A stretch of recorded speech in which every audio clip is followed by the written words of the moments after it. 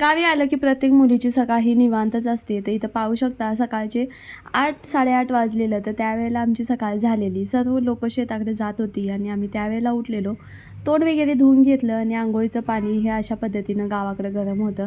तर तसं चुलीवरती ना मोठं पातेलं ठेवून त्याच्यामध्ये पाणी गरम करतात. नंतर ना आम्ही चाललेलो होतो काजूच्या बागेत, कारण आम्हाला आणायची होती लाकडं ते जळणासाठी.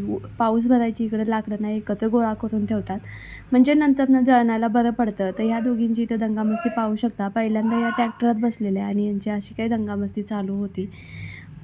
तर आम्ही पोचलो काजूच्या बागेमध्ये. इथं पाहू शकता ही आमची काजूची बाग, शेत वगैरे.